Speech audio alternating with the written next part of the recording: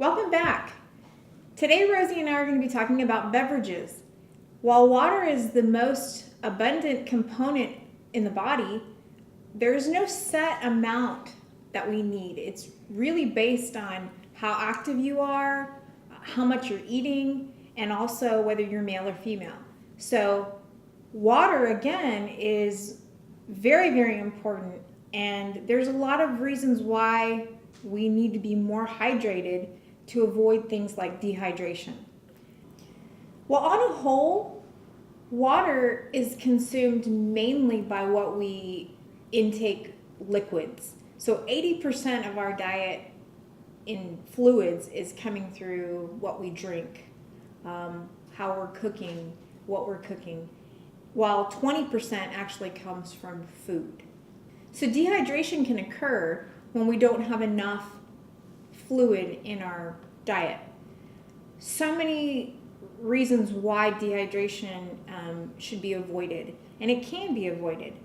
One of the reasons why there's a health consequence to dehydration is because it's part of every single body function. So when we look at being dehydrated, it can affect our skin. Our skin being an organ, it can cause it to be very dry and flaky. Another consequence would be increased urinary tract infections. It can also affect arthritis. So if you have arthritis or any other autoimmune, it can cause inflammation in those systems. So very important to get enough fluid in our body, but also for our skin. So some of the health consequences of dehydration would include a decreased body metabolism because of being fatigued and not able to exercise to your fullest. That can also cause a decrease in digestion because of constipation. So not having enough fluids really help with the digestive tract. So if we don't have enough fluids, it increase our risk for constipation, and that can also cause more problems. It can also cause problems as far as ulcers in the stomach lining.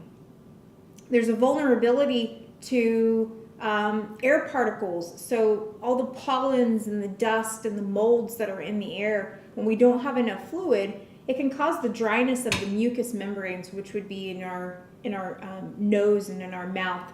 So that can also be increased with not enough fluids. Another one is the yeast infections. We can increase our risk for yeast infections, and then that also ties into increasing your risk for urinary tract infections. So again, you can see how fluid really helps with that entire body systems. Another health consequence to dehydration is weight gain. Sometimes we're really just thirsty and we're not aware of that sensation. So we tend to eat more calories, and it really could possibly be that we're just thirsty. So really important to pay attention to that as well. And that increased calories would cause that increase of weight gain. Another health consequence to being dehydrated is dry, irritated skin. So our skin, being an organ, needs fluid. So when we are dehydrated, that water in our skin that we need for elasticity is decreased as well. It also can increase, if we don't have enough fluids and we're dehydrated, it can also increase blood cholesterol levels. We don't think about that, but it does. And then as well as inflammation. So if you have arthritis, that's going to cause inflammation to be increased. Dehydration also affects the body by increasing your blood pressure. When you don't have enough fluid, the blood is working harder to go through your body, so that's why you will see an increase. It's also important that we emphasize that we replace the fluids that we lose through our body. That could be through urinating or through sweating. So as Rita mentioned, there is inflammation that is experienced when we do not consume enough water. That is due to the part that we have a toxin buildup when we're not consuming enough. So another health consequence of dehydration is that it slows down digestion because we're not able to absorb the nutrients that our body needs. So some tips for drinking more water. One of them is by drinking water right when you get up in the morning. I like to have water right before my coffee. It will help me drink less coffee. But it's also a great thing to do right before meals as well. It'll help you eat less at your meal because you will feel fuller with a full glass of water. So drink water as much as you can throughout the day. Another tip might be to keep a water bottle with you at all times. Whether it's a bottle at home or that you have an actual water bottle from the grocery store, but you can refill that whether you're at home, at work. And another tip for consuming more water is by eating fruits and vegetables, because a lot of our fruits and vegetables contain more water.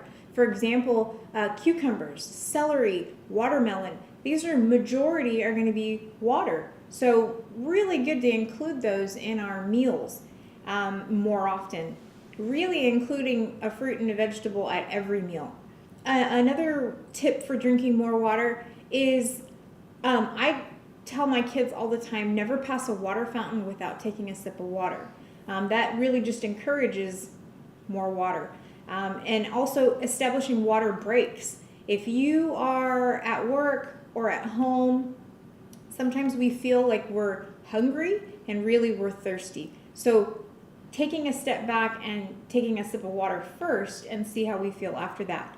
And then also if you're exercising, you always want to make sure that you have water, just like Rosie said earlier, that we want to replace any fluid loss. So when we're sweating during a workout, we definitely want to have more water. So you would increase that. If temperatures are hot, you also want to increase your water as well. So these are just some tips that you can do that will help you increase your water intake. One other one that I really like is if you're one of those people that doesn't really care for water a whole lot, we can choose water and maybe add fresh fruit to it. That's going to be one of our recipes, or our recipe today is going to be fruit infused water, and that's definitely another way that if it encourages you to drink water, that's great. For some people that like sparkling waters, be careful with the sparkling waters because a lot of times they add something, whether they add sodium or sometimes they even add sugar. So be careful with that. Again, go back to reading your food label. But one really, really good thing about sparkling water is that there are a lot of sparkling waters that are just sparkling water. And that will, again, increase your consumption of water, especially if that can replace maybe a soda or any other sweetened beverage that you would choose. So again, just a few tips on drinking water. Rosie, do you have any tips on drinking water? Just as Rita mentioned, we really want to emphasize people typically like to consume sodas, juices, anything like that. So just instead of drinking those drinks with added sugars, just to replace it with water. This recipe that we're doing today is very simple. It involves 2 ingredients, so it's very time efficient and flavorful as well. It's great to use for parties when you're having with friends, or just as Rita mentioned, with sparkling water. Today we are going to be using fruit and water. We're using frozen fruit. Just as we mentioned, it lasts a lot longer than fresh fruit does, so it's nice to just have in your fridge, in your freezer, and just have it there. Also, when purchasing, if you're going to use frozen fruit, it is important to remember to look for a label that says no added sugars. Now today Rosie's adding a variety of frozen fruit. So we've got peaches, we have cantaloupes, we've got some strawberries. I think I see some grapes in there. One of my favorites is the mixed berry blend, and that goes great with water. Goes fantastic with sparkling water, and you don't need anything because the fruit naturally has sugar to it, so it tastes fantastic. Super easy. Tastes best when chilled. So if you put that just like that, look at how beautiful it looks, then throw it in the refrigerator for about 2 hours, let it chill, let all those flavors just kind of simulate in your water, and it's a fantastic beverage choice, which will increase your water. This recipe is also a good opportunity to get the family together. You can have your kids getting involved and by picking which fruit that they'd like to put in the water. Some other popular beverages are coffee and tea. Coffee is a good source of the B vitamin riboflavin and is concentrated with antioxidant phytochemicals. Currently, there is research that concludes that coffee will probably lower the risk of endometrial cancer.